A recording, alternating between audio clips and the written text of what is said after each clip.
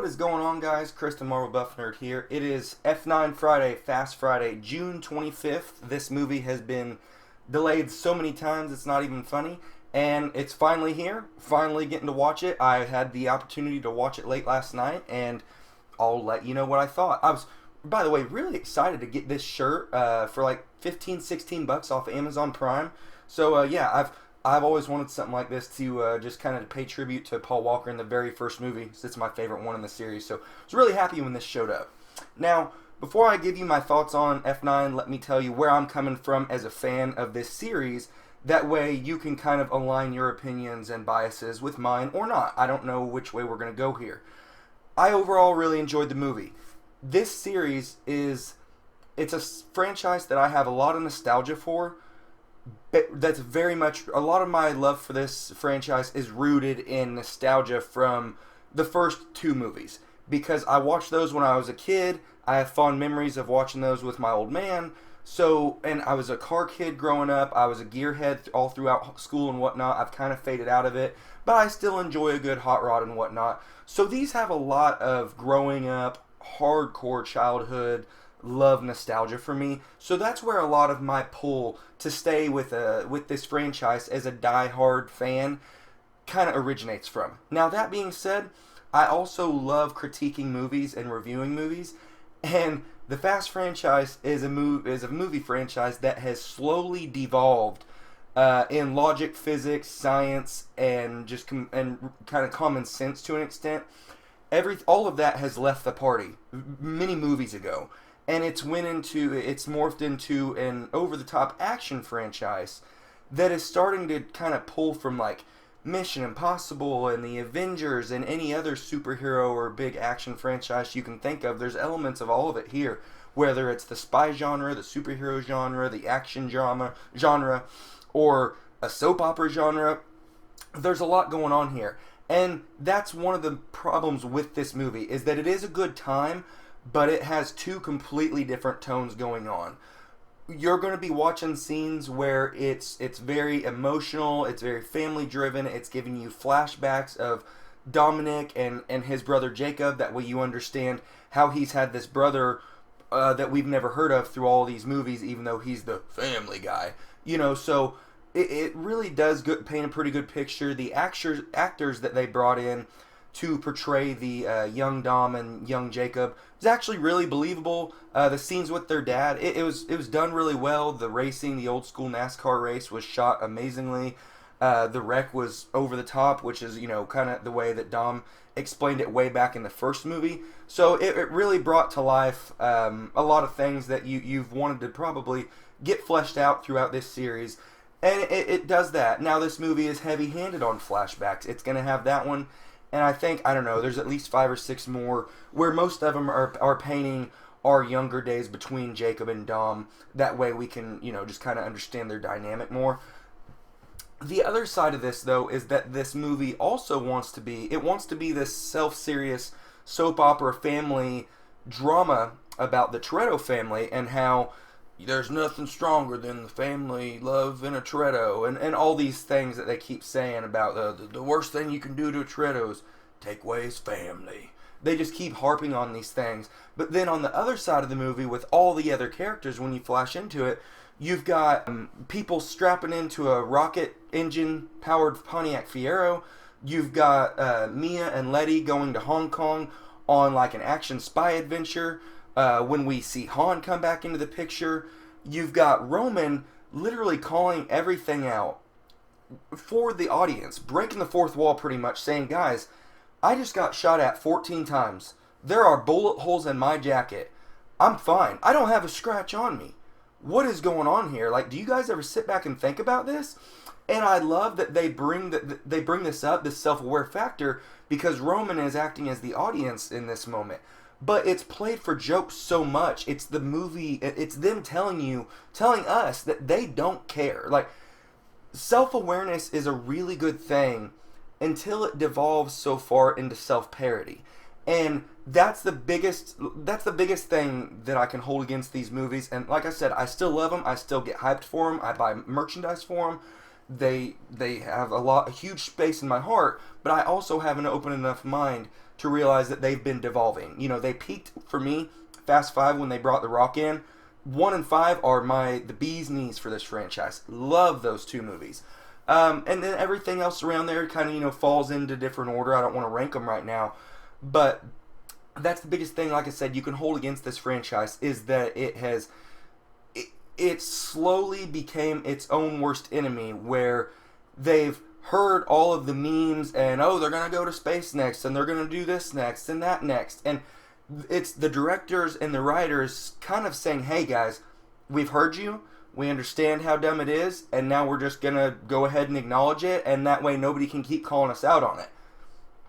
Okay, but when you toe with that line, you fall into the area of self-parody, where you're so self-aware of it, you just think it's funnier to make it worse and worse and go bigger and bigger. And that's kind of where this movie ends up going, where you have these small, I hate to even use the word levity in a Fast and Furious movie review, but you have these small moments of levity, maybe, we'll say, where Roman is trying to call these things out and whatnot, and it is immediately, every time, and I love Ludacris, Chris Bridges, one of my favorite old school hip-hop artists of all time, he always cuts Roman at the knees. He's like, shut your dumb ass up. Be quiet. Don't talk about it. You're a dumbass. It's like, so we're really just not going to explain it. Okay. I guess that's them telling us, like, quit worrying about it, because we're not going to explain it. We're not going to.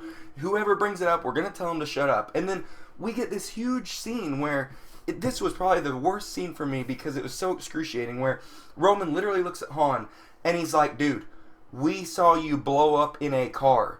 What happened? And we venture into this like 3 or 4 minute story about some sob story about Han found this girl, and because her parents were getting killed because Han was after this MacGuffin that her parents were in possession of. And then he takes this girl under his wing and raises her as like a daughter. And the whole time you're still sitting there with the question in your mind going, okay, so how are you alive? This isn't telling me anything. And Roman's like, why are you telling this story? I want to know. And even, once again, Ludacris, Tej is like, shh, let him talk, let him tell his story.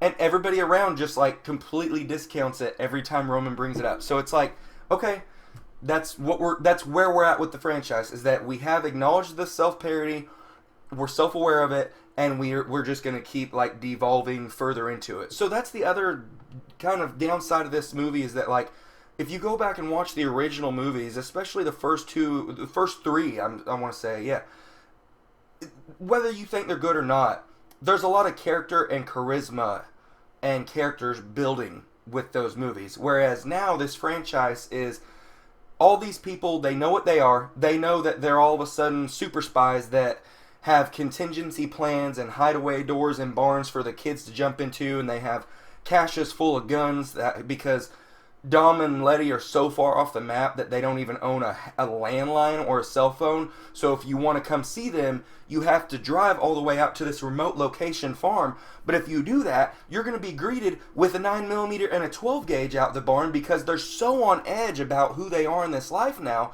that they can't. The fact that anybody, even a guest showing up at their house, is like, oh my God, sound the alarms, call the forces. It's like, that's right, we're super spies now. I forgot about this. I have to accept this, and because they've accepted it too. So you have all these characters that are just caricatures of what they used to be. Letty says "damn" a lot, and she does crazy shit and says, you gotta stay young, even though they're all nearing their 50s or in their 50s. Dom is the scowling hard ass that always drives a Dodge Charger. I love 6970 Dodge Chargers, so every time he's driving one of these cars, I'm like, ooh, alright, cool. But it's just his character. If Dom's on the road, he's going to be in a Charger. If Letty's on the road, she's going to be saying something about we got to be crazy, and she's going to be jumping a motorcycle or a dirt bike or something. Roman's going to be screaming and saying how crazy this is. Tej is just going to be saying, shut up, you're a dumbass. Ramsey is the comical female relief that doesn't know anything about cars, but is amazingly good at going on a keyboard and hacking everything. John Cena likes to scowl a lot and flex his muscles. That's the other thing. I've hardly talked about John Cena in this, because he never gets that like badass cool introduction scene like The Rock did in Fast Five. Like when he walks in, finally he's strutting his stuff and whatnot, but like he doesn't get that cool line like The Rock where he's like, "Stay the fuck out of my way."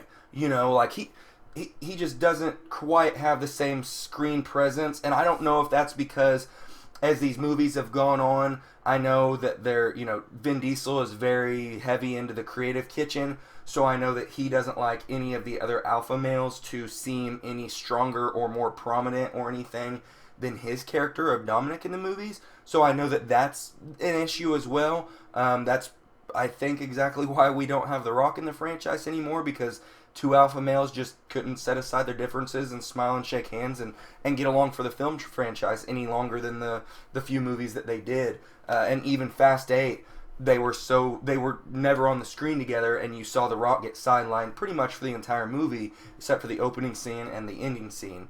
So there's a lot of weirdness in the creative kitchen of these movies, because I think Vin Diesel, I like him a lot. I actually love the dude. I think he's a really good actor and a good father and a good person, but he seems to think that these movies are a lot more self-important and pretentious than they really are, just because they do get a worldwide big box office.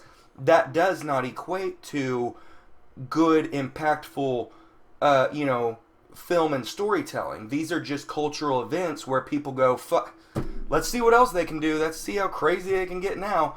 And from this, I don't know where we go, because I really love it.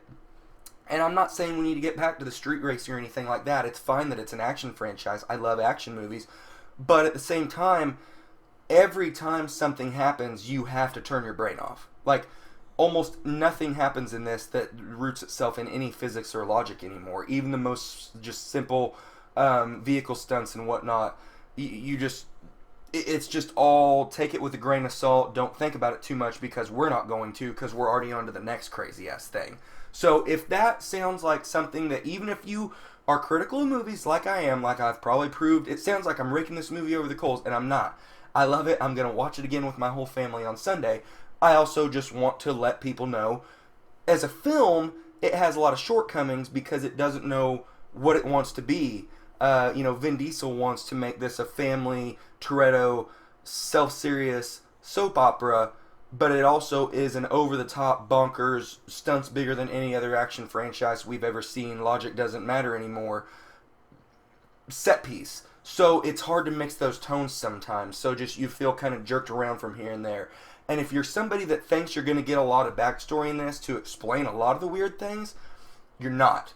You're going to get a lot of flashbacks to explain the Dom and Jacob scenario and all that. But as far as everything else, where like how these people became like super spies and all that and whatnot, there's not much here, guys. So if you're a diehard fan of this franchise and you just want to see them get crazier and crazier, you're going to absolutely love this movie. If you're going into this movie thinking, oh, it looks like they're going to start taking things maybe a little bit more seriously, and it might, ground itself a little bit more, it doesn't stay there very long. It quickly goes into the, oh, yep, it's a Fast and Furious movie, very quickly. So, guys, overall, I really loved this a lot, regardless of how you thought I may have raked it over the coals. I just like to critique things and say my true feelings about it. So, I hope you've watched this to the end. If you have, give me a thumbs up, like the video, subscribe, hit the notification bell here on the channel. You're welcome to follow me on Twitter, Twitch, Instagram, Snapchat, Patreon, all at Marvel Buff Nerd. I really appreciate it, guys. Have a good one. We'll see you at the movies.